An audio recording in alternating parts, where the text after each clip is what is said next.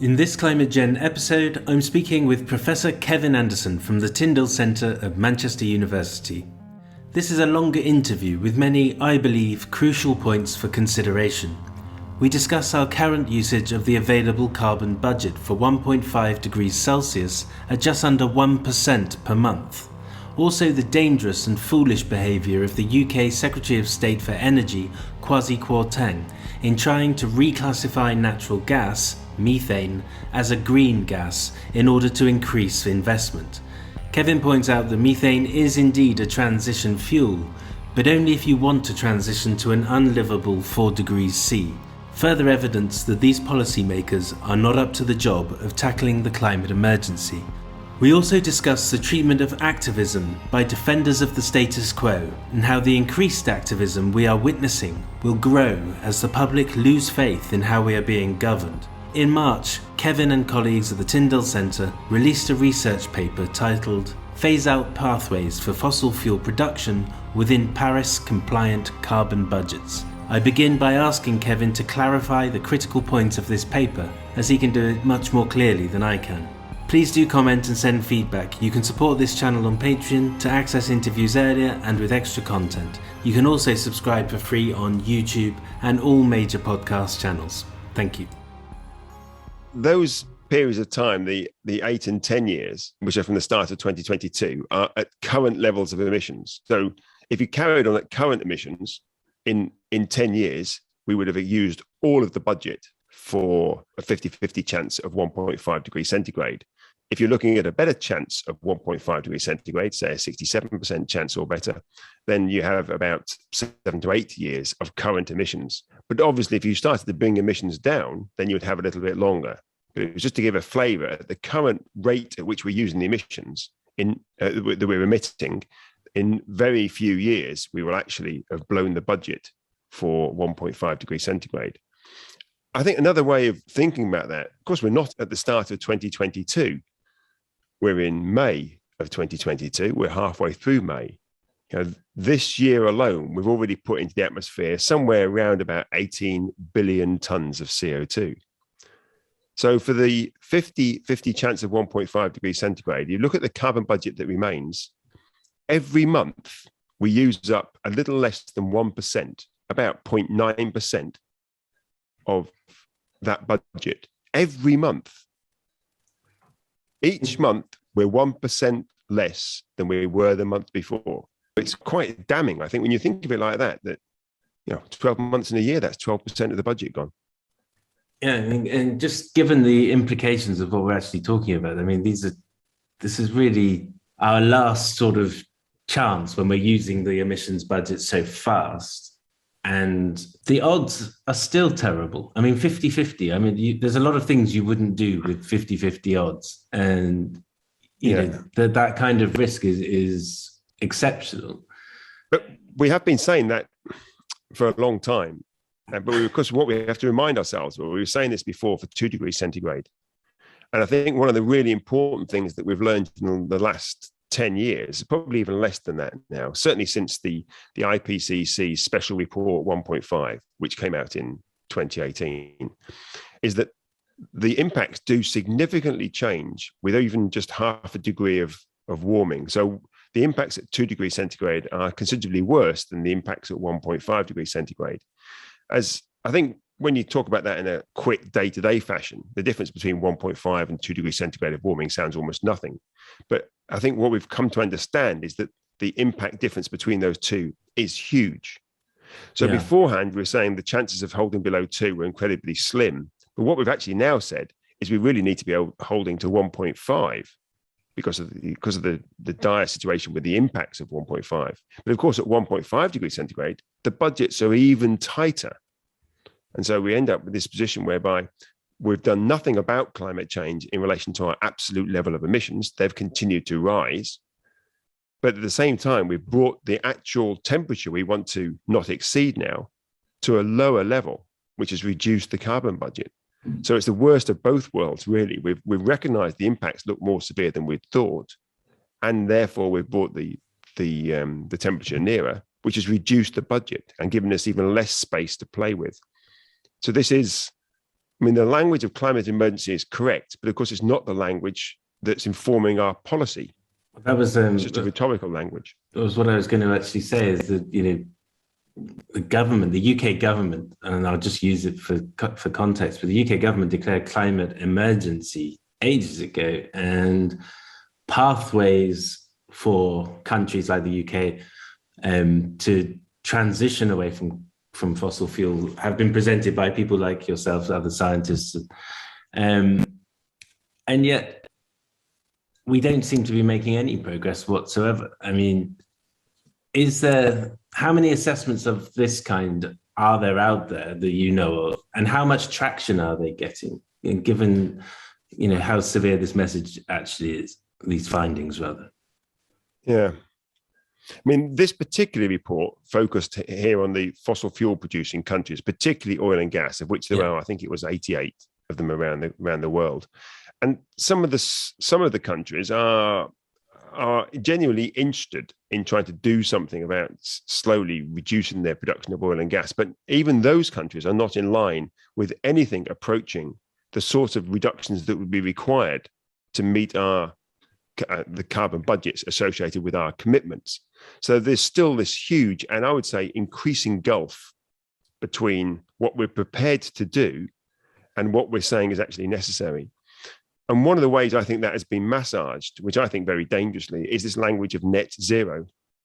And so a country like the UK, and indeed, as I understand it, in Australia now with a new leader, they're still thinking they can open a few new mines. We're looking at the UK, we can expand our oil and gas production. The Norwegian government is looking at has opened up 29 new licenses around the Arctic. So across the world, and the same with Biden in the US, across the world, we are seeing the oil and gas producers looking for ever more oil and gas to produce, and indeed coal, which is completely and utterly incompatible with our commitments. But we've massaged it with this language of net zero by 2050 that allows us to some extent, sort of salve our conscience in the short term by passing that burden on to the longer term. So we do not have to face the huge political challenges that the actual numbers dictate. UK Secretary of State for Energy, Kwasi Kwarteng, has said recently he wants natural gas to be reclassified as a green energy source to entice investors. And in the context of the Paris Agreement, what would your response to that be? Well, I mean, it's just nonsense. It's a sort of flying pigs argument. Gas is principally methane. The chemical equations of methane are CH4, the first one being carbon. So 75% of the mass of any quantity of gas is carbon, 75%. So you can't call something that is made up of 75% carbon, that when you burn, you get huge quantities of carbon dioxide. You can't call that a low carbon fuel. It is a high carbon fuel. It's just lower carbon than the worst fuels you could possibly imagine, like coal. But it is incredibly high carbon. It also has a lot of other leaks in the production of methane and extraction of methane, that you get methane gases released into the atmosphere, which don't last so long, but have a very high warming impact in the near term. So it in no way should be classified as a green fuel. It should not be classified as a transition fuel either. So it is not part of the agenda for meeting our Paris commitments. So he is misguided, completely misguided, or been deliberately obtuse in making that statement. But remember, it's not just the UK here. The EU has already pushed very hard on gas. Lots of parts of the world now are trying to push hard on gas being the new green fuel. So the UK government has put in £1 billion of public money into the development of a huge field in Mozambique, a liquefied natural gas field, not for the Mozambicans, of course, but for export to other parts of the world, including, of course, the UK. So there was lots of money around the world being spent on gas. And the rhetorical language around it is that it's a transition fuel. It's probably accurate. It's a transition fuel to 4 degrees centigrade of warming. It's not a transition to 1.5 to 2 degrees centigrade of warming. So if perhaps Kwasi Kwarteng, he meant that it's a low carbon fuel relative to 4 degrees centigrade of warming, maybe some legitimacy to his arguments. If you had the ear of the British government, I don't know who has, but if you did have the ear of the British government, what would you be saying to them regarding their choices within the carbon budgets and the pressure faced by energy shortages at the moment? Well, I think the Putin issue, I don't want to call it the Russian issue because I think it's too easy to paint the whole of Russia as if they're all little Putins, which of course they clearly aren't. It's been driven by one particular person with a small acolyte of others around him. What's happened with, in terms of the oil and gas price shock and the security issues, I think reflects or should draw attention to two things. One is that why are we still locked into fossil fuels 32 years after the first IPCC report, 30 years after the UNFCCC was set up in the Rare Earth Summit in 1992? If we had actually taken some note of what our science repeatedly says, if we had actually converted the rhetorical speeches of our grand leaders into action, it wouldn't matter what Putin did in oil and gas because we wouldn't be there today. We wouldn't be locked into that. The fact is, we have spent 32 years deliberately choosing to prefer rhetoric over action on climate change. So we're still locked into fossil fuels. So the first thing we have to do is have a bit of humility and recognize that our deliberate delusion and deception for 30 years has left us in this vulnerable position where we have this price volatility when something happens, such as Putin's escapades in Ukraine. But the second part of that, I think, is that what is our emergency response to this? Is it like the emergency response we had in 39, where we say we've got limited supply, how do we fairly ration it out? No, it's not.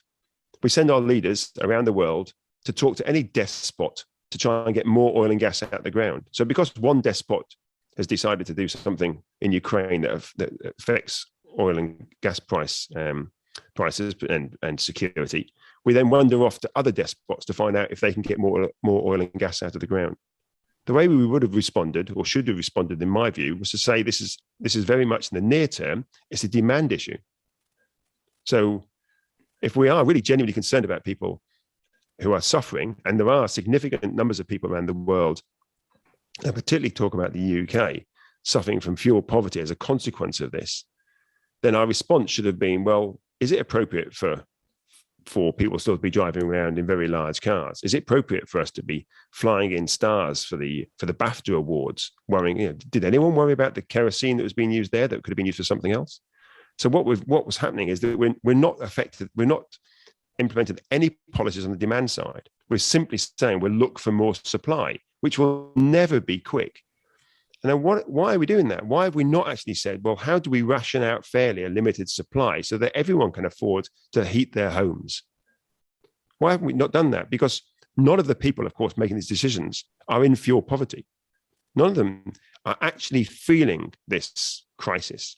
I mean, we have this sort of language of the cost of living crisis in the UK that includes significantly, of course, the energy issue. But I don't know of anyone that I've heard discussing this in the BBC who will be suffering the cost of living crisis, other than very occasionally they'll bring a poor person in to talk about this, or an average income person in to talk about these issues. But 90% of the time, it's a high emitting, very wealthy person talking about the cost of living crisis and energy insecurity, neither of which we have no flavour of. I mean, it's not impacting me. I can afford the fuel. I can afford the prices going up in the shops. And so I find it worrying that we have not taken any demand side measures to deal with this. So what we should be doing, if you asked me to stay, how do you stay in the carbon budgets and deal with the immediacy of the problems that we face, and they're very real problems. And some people are talking about 30 to 50% of UK households going into fuel poverty, where they cannot heat their homes sufficiently to try and ensure that they're in good enough quality for their children to have good health living in those homes. So it's really, really very disturbing with the rocketing price of energy in the UK. And I'm sure this is happening in other countries as well. We should be, one, looking to do demand side measures now, which is about how do you allocate out a limited supply in a fair fashion. And two, absolute sort of industrial renaissance in terms of developing renewables. So there should be producing renewables like there's no tomorrow, and at the same time doing the demand side measures. Those two would deal with the short term and the medium to long term, but we're doing neither. We're not doing anything on the demand side, and we're wandering around different oil and gas test spots around the world saying, please produce some more oil and gas. Okay. And if you take that idea of rationing and the scaling up of renewables, and you look around the world of nations, and I think a good example is India, where Prime Minister Modi has said, we need $1 trillion to accelerate our transition. And that's obviously met with hostility by the British press, forget it, the kind of response. Do you think that, given the constraints of this report, given where the people who need the help and it scales beyond India, do you think that we just have to now think about finding that budget, handing over the wealth for a collective? It's not solely to help them, it's actually there is a comeback to us in that we get to survive in the long term. Yeah. I mean, without a doubt. I mean, there's again, it comes back to, are we serious about our commitments? And this is what we lay out really clear in the report. If we're serious about our commitments, we have to do everything we can on mitigation to reduce our emissions. But that in itself is not going to be enough, because for the poor parts of the world, they're not going to be leapfrogging over the fossil fuel period or era that we've benefited from. They're going to be using what they have, their indigenous resources.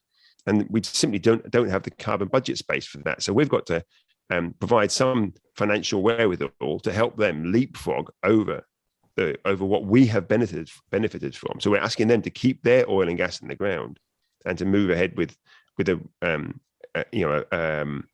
energy efficient, renewable, low carbon energy future. And that will be quite expensive. And so without a doubt, we have to provide the wherewithal for that. I don't see it as aid. I never have done. I see this as reparation.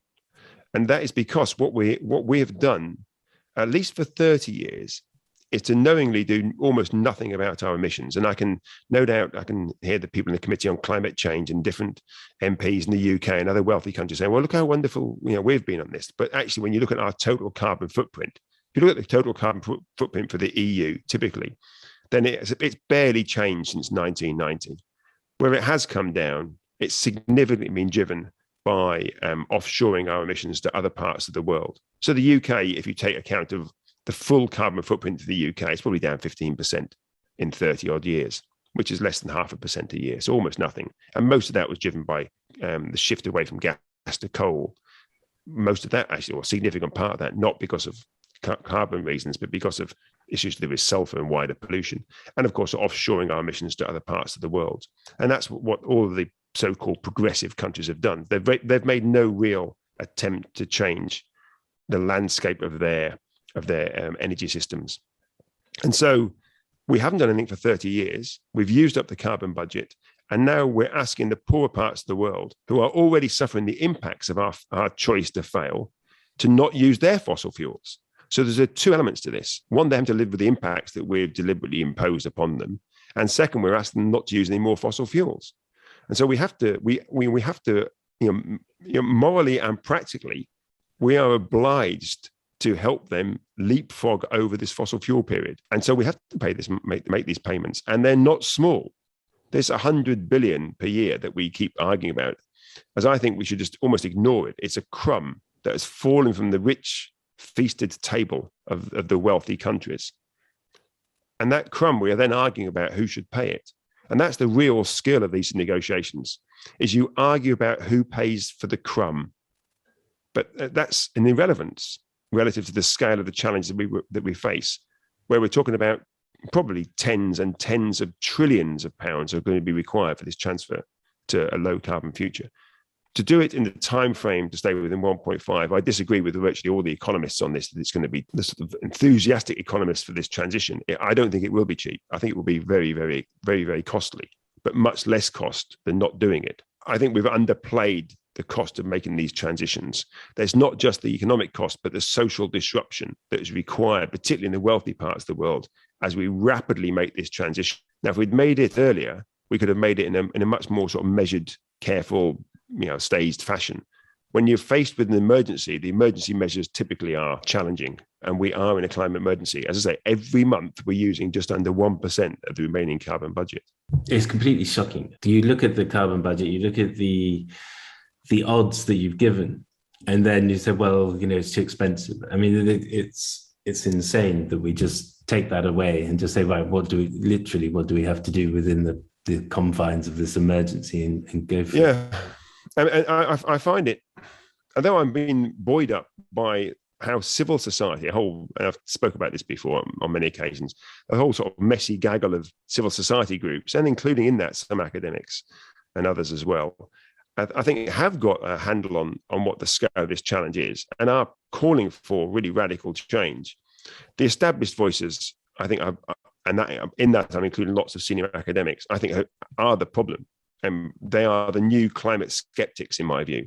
It's not that they deny the science, but they deny what the mitigation is necessary to align with the science and the commitments that they have made, that we have made. To me, that is a real issue, where I hear meeting after meeting, where you hear these grand words and wonderful speeches, and it's just hidden behind the sorts of nonsense we're hearing from the UK about gas being a green fuel, behind technologies in the future, removing the carbon dioxide from the atmosphere. All of that is about avoiding the radical changes that are required today. Last year, we discussed the work you did around elites wielding too much power in society. Yes, yeah. And they are in large part supported by academics and other enablers. And in recent months, we've seen a rise in scientists protesting all the way around the world. I was contacted by a group last week in Argentina and in other parts of Central America who are launching a campaign calling for climate justice through debt cancellation to enable a faster response to climate and so on. Does this growing movement of academics, climate scientists indicate a shift that you were alluding to then? When it's become, even in the UK, in America, so just mentioned South America, it's becoming more overt. And would you say that isn't a shift in the enabler? I think so. I mean, I think like a lot of times we can only really tell in retrospect, but it's certainly in line with what we were suggesting and I'm not too surprised, because at some point you can no longer just keep spouting the same rhetoric, hiding behind the same sort of facades. Because initially we we're deluding others and we're deluding ourselves. But I think a lot of the scientists involved in this, they quite quickly see through that sort of delusion, and they start to think, well, actually, this isn't looking very likely. We aren't moving in the right direction. The numbers paint a picture for them, and I think when we're all like this, actually, I mean, we all paint a picture that comfortably fits with our worldview. But as we redo that, as we reassess that repeatedly, eventually it doesn't fit with our worldview. And I think those people whose lives are particularly spent working around the numerical framing of this, and indeed the political framing to some degree, eventually you can't hold those two. The worldview that they have doesn't fit with the numbers and the analysis that they're doing. And I think we're seeing that with quite a lot of the scientists now saying that this just doesn't look in any way viable. We need to do something radically different. And so a lot of them now are protesting because their voices are not being heard, but they are still being drowned out, I think, in part by still some quite senior academics and civil servants and policymakers who still want to sing this sort of green growth tale. And I think that's supported significantly by the media as well. And that's why I'm saying, to me, that particular cohort, well-meaning though they are more dangerous, as I see it, more dangerous than the Exxons, the BPs, and the Shells who have been deliberately undermining climate change for years. And so I think that group, to me, are the climate skeptics, are the ones we have to overcome. And of course, that cohort, that expert cohort, are the ones that link very much with those elites that we talked about, the Davos cluster. But I think there are, as you're stating here, I think there are more people prepared to step outside and have their voices heard. The activism that I've seen over the last few weeks has been fascinating in the UK, of breaking into meetings and the lunches that Kwasi Kwarteng is actually hosting with fossil fuel producers in Africa and stuff like this. It's been amazing to watch, and also in the contrast to how the government is clamping down and really trying to criminalize every kind of calling out of what really they should be listening to. Do you think that in some respects, the papers you're producing are almost like defense testimonies for these activists when they're getting dragged into court at the moment? Well, I mean, I'm very pleased about that, and I don't shy away from that. That academic work can be used by all sorts of people. The BPs and Shells can use this work, and so can the activists. And as my view, as long as they're using it appropriately, our job as academics is to put the information out there and people will use it. I'd rather be used appropriately. And I think if it is used as a defense in court cases and elsewhere, then that is absolutely fine. And indeed, I've been engaged over many, many years now in various court cases where I try to remain as an academic, I try to remain independent and almost indifferent to the people that are bringing the case or defending a situation. It could be about airport expansion or whatever, or protest. My job, as far as I can see as an academic, is simply to inform the decision makers in that legal process. But I'm pleased when they are bringing this work in and when they are trying to bring academics in to engage. And I find it disturbing and interesting that in the law that we will protect things that are causing incredible damage, and we will prosecute things that are trying to stop that damage being caused. And I do think there's a role here. And I know there's some early signs of this. There is a role, I think, for law, for the legal system, for those involved to get much more involved in this debate. I don't know. I mean, it's not my realm at all. But I wonder, historically, has that happened in other major changes? So you look at the suffragettes and so forth. I mean, lots of those were imprisoned. And of course, in the end, their cause was seen to be appropriate, and changes were made.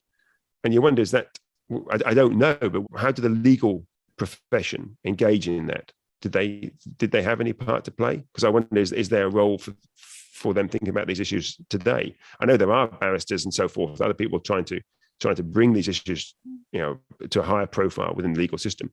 But at the moment, it seems to protect the people causing the damage and not the people that are trying to prevent the damage being caused. I mean, the first time I interviewed you was in Paris at the COP, and I think it was about a 55-minute interview. I found the recording the other day. And I think worryingly, I was wearing the same shirt. They had some red in it. Oh, did they? Okay. No, but you did wear that in the second session with Hugh. Oh, did it? Okay. But since then, I was disappointed because, unfortunately, you're kind of saying the same things, and we're still pretty much in the same boat. Some things have changed, and now you're issuing a report with this is like the last chance saloon if we want to actually do this. So what are the signals that have emerged since that period that you would say is strikingly different today, hopeful or not hopeful? Real signals. I mean, the language you used then, the last chance saloon. I remember I gave a talk for the Welsh government back in 2006. I think that's what they called it, last chance saloon.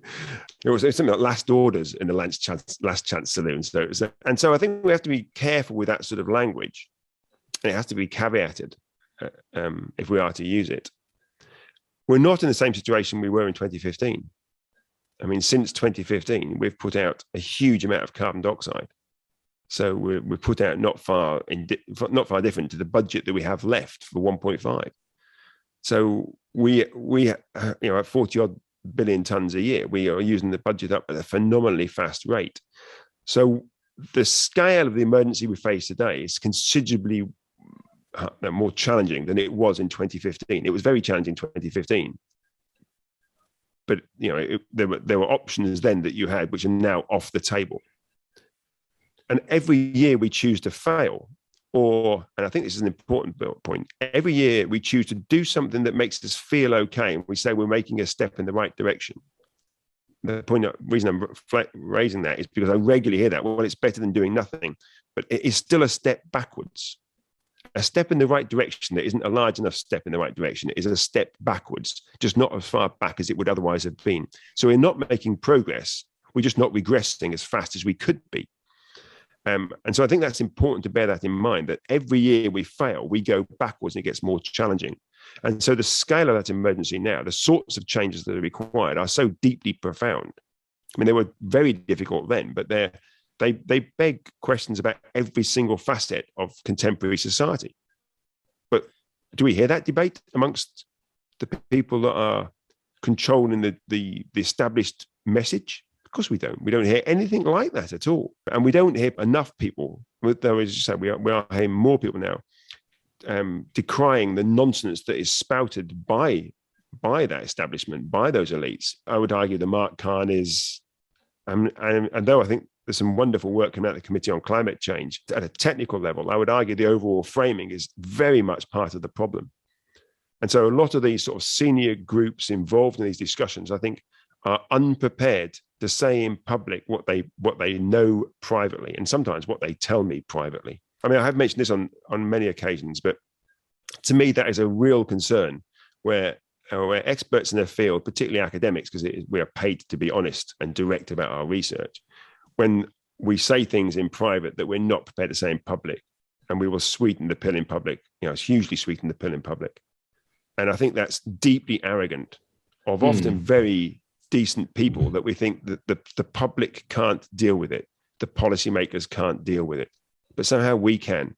I think we just have to, particularly for us as academics, just say what our conclusions are directly and clearly, with the assumptions made transparent and all the caveats made clear.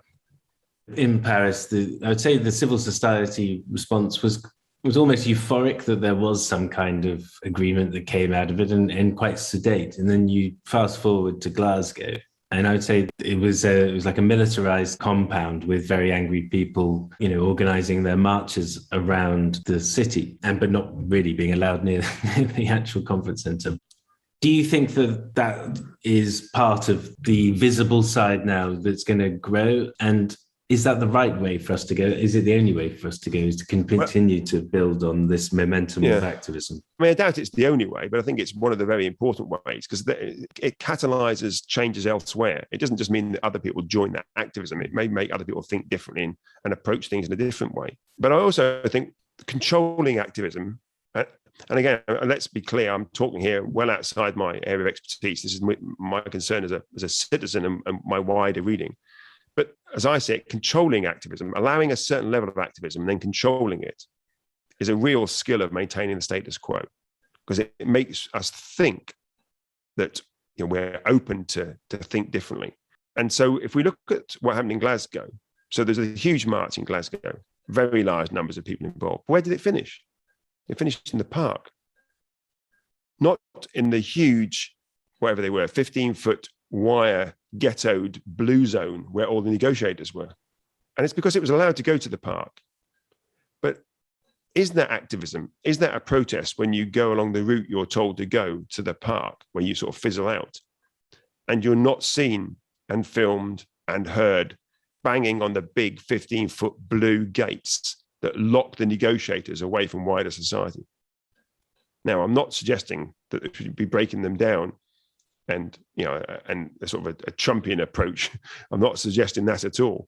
But I do think perhaps turning up there and seeing those protests at the gates of the place where the negotiators are saying things like, "Oh, gas is a clean transition fuel," that we need to hear those voices in the ears of the negotiators, of the policymakers, not as they fade out in the parks of Glasgow. So I think there's a step to be made away from protests that are organized by the status quo to fit with the established views, to give the sense of allowing protest. And the next phase of protests, which is actually trying to disrupt those negotiations in as constructive fashion as possible. I would never be suggesting violence or anything like that in any way, shape or form. But it does seem to me that the voices have been so far sufficiently controlled not to change the language and the space within which the negotiators are talking. I mean, the sort of headspace within which they're talking, which allows Kwasi Kwarteng to say, "Oh, gas is green." That is in 2022, that a highly educated member of the British cabinet can suggest that we should be reclassifying gas as a green fuel, tells us something about how come the status quo is very much locked into the old way of doing things. To last century thinking, really. It is, and I think that's one of our big problems. I think a lot of and again, it's language I've used before, but a lot of the people involved in trying to think about what we're going to do about climate change, they're somewhere between 1970 and 1980. I think some of them are still in 1870. There's no systems thinking going into their development of policy, and they're thinking about these issues.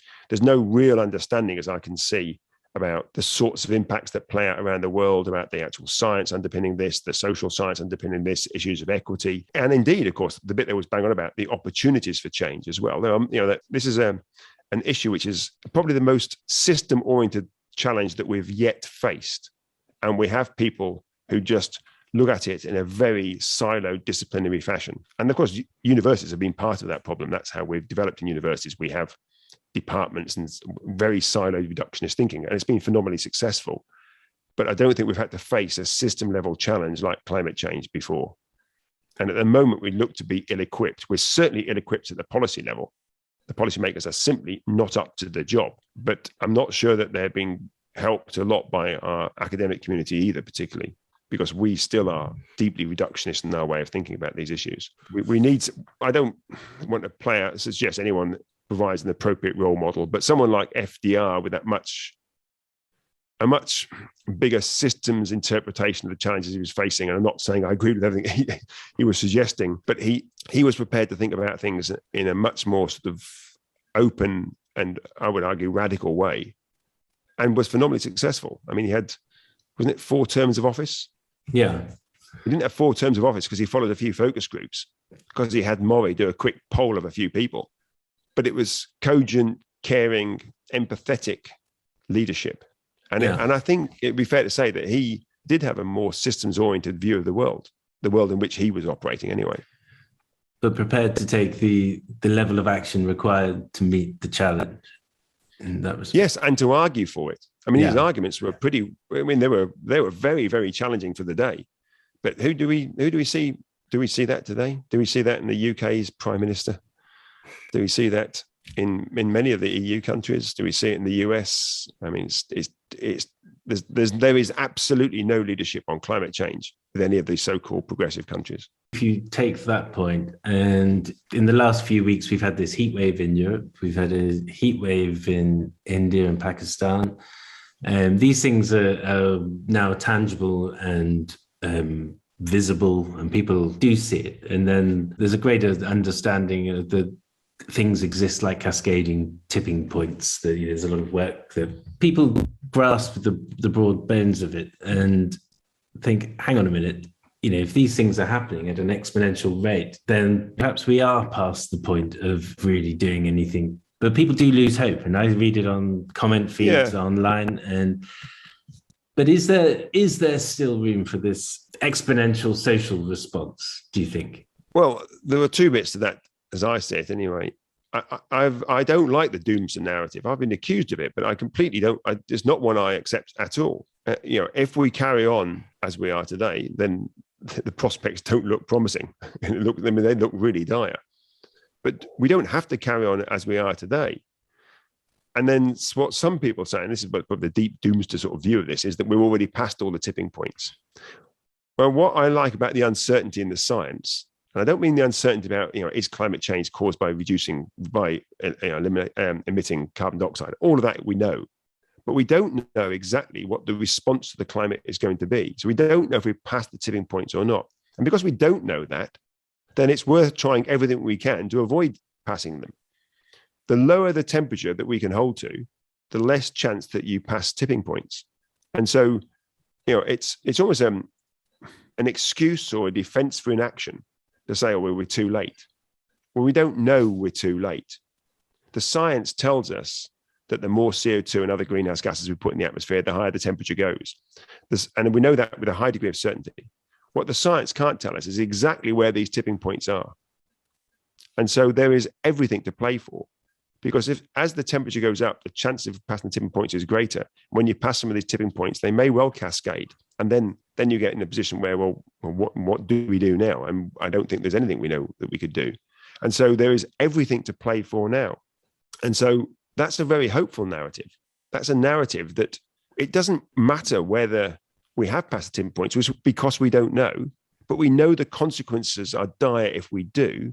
And therefore, what action does that leave you with? Everything you can possibly do today. And that's what we should be doing. But instead, what we're doing, nothing that we can do today other than increasingly eloquent speeches and more rhetorical, technical salvations in the future. That's all we're doing. We're not trying to reduce our emissions. We had reductions as a result of COVID, but they went up again the following year. They'll go up again this year. Probably next year will be higher again. So we get on to 30, 33, 35 years after we had the first IPCC report, emissions will very likely still be rising. And we'll always still be blaming someone else. We'll be blaming other countries, other sectors, other people. We won't be looking at this and saying, well, what do we need to do?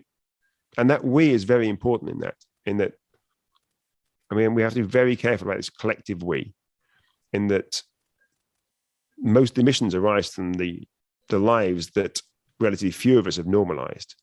But the impacts are felt, at least initially, less by us and more by those people who are not emitting or emitting very little.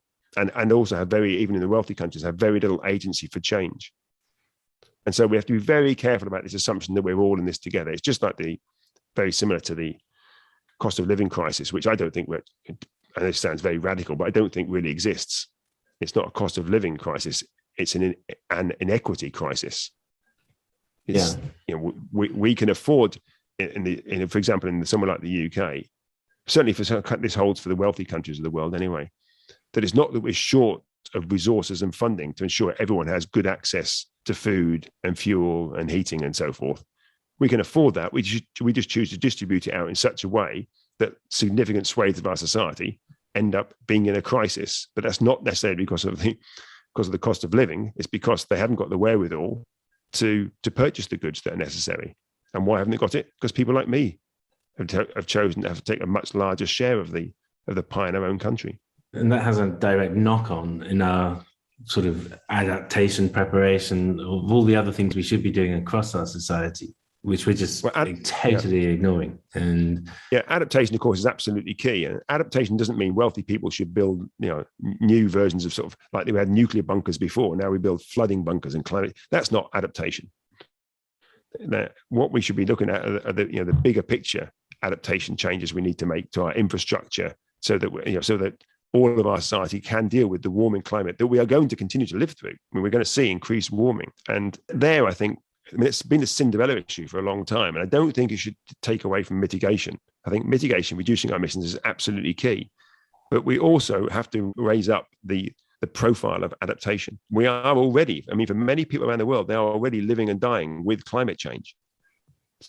And I think we have to recognize that.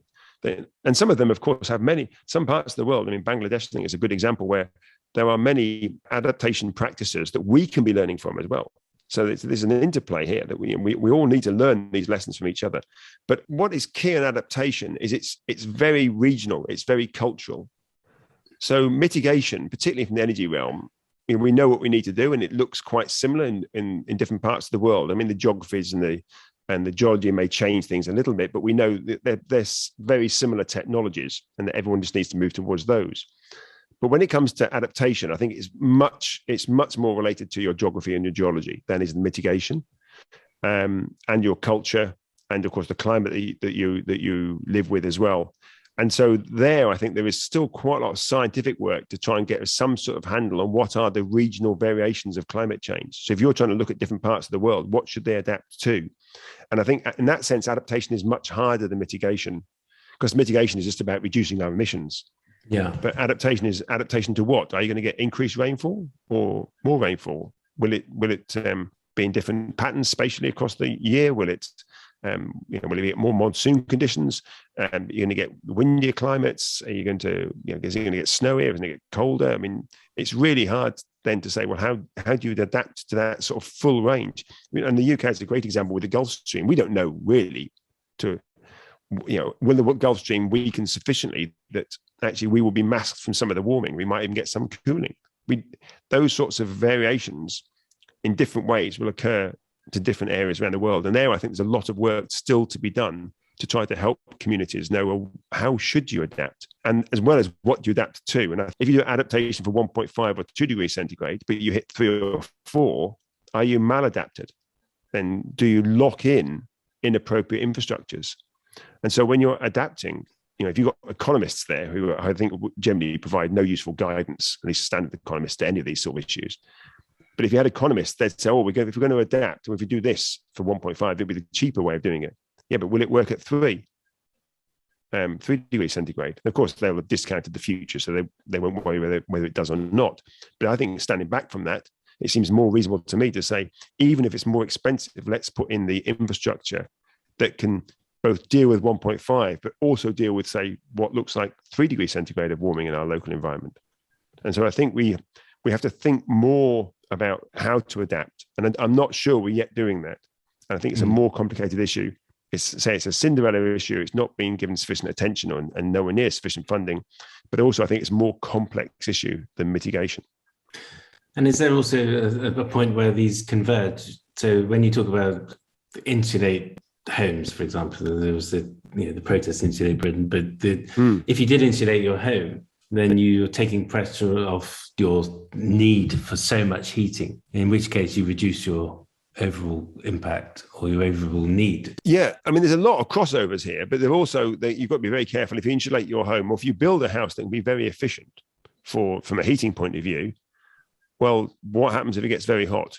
Is it also good from a cooling point of view? So we have to again take those that mitigation adaptation. We've got to really think those things through. And I think there is a concern here that a lot of modern buildings actually they may be quite efficient from a thermodynamic point of view for heating, but you get the sun come onto them, and they heat up almost immediately inside. They're glass and steel and a bit of concrete and so forth. A lot of them don't have a huge thermal mass, and so they become really problematic from a heating point of view. So those things need to be thought through as well. So rather than sort of solve one problem, but actually cause another, think about them again from a systems perspective. But we're not yet, I don't think, particularly good at doing that. Okay. Well, look, thank you very much. That's very informative. It's been good to talk to you. And you as ever.